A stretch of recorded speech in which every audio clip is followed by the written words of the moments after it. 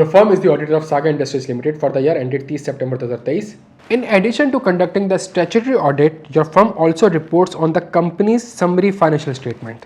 The audit fieldwork has been completed, and during the statutory audit, your audit team identified an uncorrected material misstatement in the other information, which has been communicated in the draft statutory audit report of SIL. तो इसका मतलब ये हो गया भाई कि company के एक जो कंप्लीट फाइनेंशियल स्टेटमेंट है, CFS लिख रहा हूँ, जो कंपनी के कंप्लीट फाइनेंशियल स्टेटमेंट है, उसमें उसके साथ जो हमारे पास एनुअल रिपोर्ट का पार्ट बनती है, उसमें एक अदर इन्फॉर्मेशन में मसला है, और वो अदर मसले को हमने ऑडिट रिपोर्ट में कम्युनिकेट कर दिया. ये एनुअल रिपोर्ट है, ये ऑडिट रिपोर्ट है, सही है. The management has requested your firm to sign the audit report for the summary financial statement, so these can be shared with the shareholders. Meanwhile, they have indicated that the firm may take additional time before signing the audit report for the statutory audit. सही है. अब दो तीन चीज़ों में उसने आपको घुमाया ना. Evaluate the above situation, discuss the implication for the audit report on the summary financial statement. सवाल मेरे बच्चों थोड़ा समझने की कोशिश करिएगा. सवाल है क्या? सवाल आपके पास बड़ा क्लियर है कि जी आपके एक complete set of financial statement है, ठीक हो गया भाई. इस complete set of financial statement के ऊपर अभी जो ऑडिट है उसमें आपने ड्राफ्ट ऑडिट रिपोर्ट दी है, और ड्राफ्ट ऑडिट रिपोर्ट के ऊपर आपने जो अदर इन्फॉर्मेशन का सेक्शन है उसमें एक मटेरियल मिस स्टेटमेंट आपने आइडेंटिफाई कर दिया. मैनेजमेंट आपके पास आती है और आपसे कहती है कि जो समराइज्ड फाइनेंशियल स्टेटमेंट है वो तो कंप्लीट सेट ऑफ एफएस, सही है. तो जो समराइज्ड एफएस है इसके ऊपर तो आप मुझे ऑडिट रिपोर्ट साइन करके देते हैं, इसके ऊपर तो आप मुझे ऑडिट रिपोर्ट साइन करके देते हैं, और जब आप मुझे ऑडिट रिपोर्ट इसके ऊपर साइन करके दे देंगे तो इससे फ़ायदा ये होगा कि मैं अपने शेयर होल्डर को दे दूँगा. अब आपसे सवाल की रिक्वायरमेंट है कि जी बताएं, evaluate the above situation and discuss the implication for the audit report of the summary financial. Evaluate and discuss the implication for the audit report of the summary FS. सही है. और देखें evaluate भी करना है और summary FS की report में क्या implication होगी वो बतानी है. प्यारे बच्चों हमेशा याद रखिएगा, summary FS are derived from the complete set of financial statement, audited set of financial. एक एक वर्ड कीमती होता है लॉ का, सही है, हमेशा याद रखिएगा. समरी एफएस जो है वो ऑडिटेड एफएस से डिराइव्ड होते हैं ऐसे. तो इसका मतलब है इवैल्यूएट द अबव सिचुएशन में मैं कहूँगा कि नहीं भाई, जब तक कंप्लीट सेट ऑफ एफएस की, जब तक complete set of FS audit नहीं हो जाएंगे, उसकी ऑडिट रिपोर्ट साइन नहीं हो जाती, समराइज्ड एफएस के ऊपर ऑडिटर ऑडिट रिपोर्ट इशू नहीं कर सकता. सही है, बिकॉज डिराइव्ड होते हैं ऑडिटेड फाइनेंशियल स्टेटमेंट से. सही है, और ये क्राइटेरिया का पार्ट है हमारा. सही है. तो पहली चीज़ तो ये हो गई.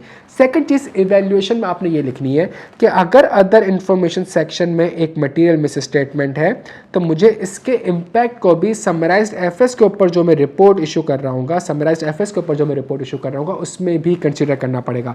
क्विकली इसको देखते हैं हम फौरन से. हम चलते हैं आइजा 810 की तरफ.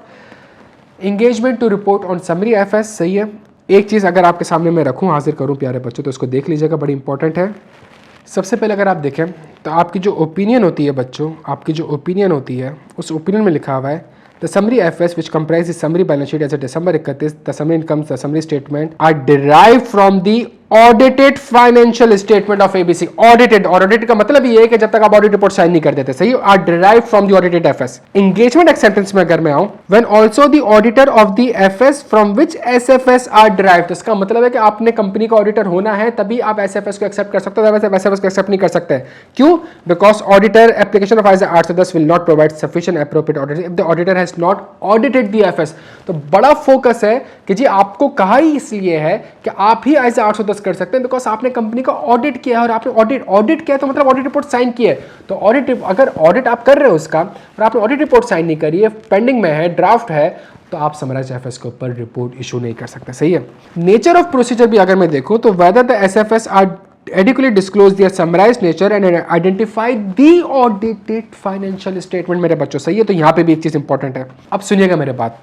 When the auditor's report on FS include qualification, emphasis, EOMP, OMP, material uncertainty, CAM or misstatement in other information, तो state that the audit report, तो फिर आपने समराइज्ड एफएस की ऑडिट रिपोर्ट में लिखना होगा state that audit report on FS includes qualified, emphasis, OMP, material KAM और misstatement the information describe the effect as well. और अगर आप उस इफेक्ट को डिस्क्राइब कर सकते हैं तो आपने, तो यहाँ आपने बताना कि कंपनी के complete set of financial statement में जो है वो एक अदर इन्फॉर्मेशन का मसला है, और हमने अपनी रिपोर्ट में अदर इन्फॉर्मेशन के सेक्शन में वो मटेरियल मिस स्टेटमेंट बता दी है. यहाँ तक तो हमारे पास चीज़ें कवर्ड हो जाती हैं बच्चों, यहाँ तक तुम्हारे पास चीज़ें कवर्ड हो जाती है।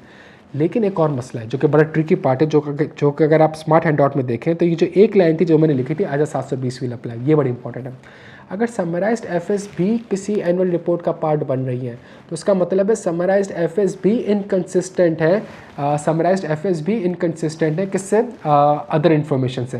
तो यहाँ पे अदर इन्फॉर्मेशन का सेक्शन समराइज्ड एफएस में भी अप्लाई होगा, सही है। मतलब समराइज्ड एफएस की जो रिपोर्ट है उसमें बाकायदा तौर पे अदर इन्फॉर्मेशन का सेक्शन एक अलग से आएगा और उसमें आप बताओगे कि जी इस वाले पेज पे समराइज्ड एफएस इस रिपोर्ट का पार्ट बन रही है और यहाँ पे जो ये चीज़ लिखी हुई है इसमें एक मटीरियल मिस स्टेटमेंट एग्जिस्ट करती है। मैं आपके सामने एक थोड़ी सी इसकी क्लैरिटी मैं आपको इस तरीके से देता हूँ बच्चों, इसको ऐसे देखना। अगर एक कंपनी के complete set of financial statement पे material uncertainty relating to going concern का सेक्शन होता है तो समराइज्ड एफएस में आप सिर्फ इतना बता देते हो, समराइज्ड एफएस में आप सिर्फ इतना बता देते हो कि कंपनी के कंप्लीट सेट ऑफ एफएस में material uncertainty relating to going concern का सेक्शन है, सही। आप रेफर कर देते हो, आप रेफर कर देते हो और वो सेक्शन क्या है वो बता देते हो, सही है। आप समझ रहे हैं। अच्छा, अगर कंपनी के कंप्लीट सेट ऑफ एफएस में क्वालिफाइड ओपिनियन है तो आप सिर्फ और सिर्फ इतना बता देते हो कि समराइज्ड एफएस में आप बता देते हो कि समराइज्ड एफएस में जो है उसमें आप रेफर कर देते हो कि कंपनी के कंप्लीट सेट ऑफ एफएस में एक क्वालिफाइड ओपिनियन, लेकिन समराइज्ड एफएस को क्वालिफाई नहीं करते। समराइज्ड एफएस की जो ओपिनियन है उसको क्वालिफाई नहीं करता। इन अवर ओपिनियन, ये पढ़िएगा opinion, in our opinion the accompanying summary FS are consistent in all material respect with the fair value of this. However, the summary FS are misstated to the equivalent extent as the audited FS of the company for their ended. क्यों? Because audited FS में एक qualified opinion थी, audited FS में, लेकिन आपने summarized FS के opinion को qualify नहीं करा, आपने वो clean opinion नहीं दी और आपने कहा हाँ जिस हद तक कंपनी के कंप्लीट एफएस मिसस्टेटेड उसी हद तक। अब मेरी बात समझने की कोशिश करिएगा जो मैं तीसरा पार्ट आपसे कह रहा हूँ, बड़ा इंपॉर्टेंट है। तो इसका मतलब है कि सर अगर क्वालिफाइड ओपिनियन आपने यहाँ पे दिया है तो क्या समराइज्ड एफएस में आइजा 705 के हिसाब से आप ओपिनियन देंगे? The answer is no. 705 apply नहीं होगा भाई। 705 कैसे अप्लाई होगा यार? 705 तो ऑडिटेड के अप्लाई होता था। अच्छा सर, अगर कंप्लीट सेट ऑफ एफएस में अदर इन्फॉर्मेशन में मसला है, अदर इन्फॉर्मेशन मसला है, तो जिस तरह आपने रेफर किया था गोइंग कंसर्न के सेक्शन को, इसी तरीके से आप इसको रेफर कर देंगे। लेकिन बच्चों अगर समराइज्ड एफएस के साथ अदर इन्फॉर्मेशन अटैच हो रही है, अदर इन्फॉर्मेशन अटैच हो रही है, तो यहाँ पे आइजा 720 अप्लाई हो जाएगा। यहाँ पे आइजा 720 अप्लाई होगा। अच्छा, क्या यहाँ पे आइजा 570 अप्लाई होगा? क्या समराइज एफएस में आइजा 570 अप्लाई करेंगे? नहीं अप्लाई करेंगे। क्या आइजा 701 अप्लाई करेंगे? नहीं अप्लाई करेंगे, बिकॉज आप समराइज एफएस का ऑडिट थोड़ी करना है। आपने तो ये चेक करना है कि क्या वो ड्राइव हो रहा है उस नंबर से, नहीं हो रहा। लेकिन समराइज एफएस की रिपोर्ट अगर आपके और किसी और अदर इन्फॉर्मेशन के साथ अटैच हो रही है तो आपने सिर्फ इसके साथ रेफर नहीं करना है, बल्कि आपने उसको पढ़ना है, उस अदर इन्फॉर्मेशन को पढ़ना है जिसके साथ समराइज एफएस है, और पढ़ के आपने देखना है कि क्या दोनों आपस में कंसिस्टेंट है या नहीं। और अगर कंसिस्टेंट नहीं है, कोई मिस स्टेटमेंट है, तो आपने समराइज्ड एफएस में अदर इन्फॉर्मेशन के समराइज्ड एफएस की रिपोर्ट में जो आप रिपोर्ट दे रहे होंगे 810 के हिसाब से, उसमें अदर इन्फॉर्मेशन का सेक्शन आएगा और उस सेक्शन के अंदर आप वो मटेरियल मिस स्टेटमेंट जो है वो एक्सप्लेन करोगे। सिर्फ ये एक ट्रिकी पार्ट था, इसके अलावा कोई ट्रिकी पार्ट नहीं था। अगेन मैं आपसे कह लूँ कि अगर आप हैंडआउट देखें इसका 810 का, ये बड़ा इंपॉर्टेंट पैराग्राफ था। आइजा 720 विल अप्लाई, सही है। 720 की अप्लाई का मतलब ये है कि 720 में जो हमने अदर इन्फॉर्मेशन सेक्शन पढ़ा है वो समराइज्ड एफएस के ऊपर अप्लाई होगा। कैम एसएफएस पे अप्लाई नहीं होता, गोइंग कंसर्न का सेक्शन एसएफएस पे अप्लाई नहीं होता, 705 एसएफएस के ऊपर अप्लाई नहीं होता, लेकिन आइजा 720 अप्लाई हो जाएगा। क्यों? आइजा 720 तो कहता ही है कि तुम्हारी ऑडिट रिपोर्ट के साथ, तुम्हारी रिपोर्ट के साथ कोई भी इन्फॉर्मेशन अटैच होगी 720 अप्लाई हो जाएगा। आपने रीड करना है और चेक करना है कहीं कोई मटीरियल इनकंसिस्टेंसी तो नहीं है। तो बड़ा ही आसान सवाल था। इवेल्युएट में पहली चीज़ लिखनी थी, मैं रिपोर्ट साइन नहीं करूँगा समराइज एफएस की जब तक complete set of FS, because वो ड्राइव ही वहाँ से होता है।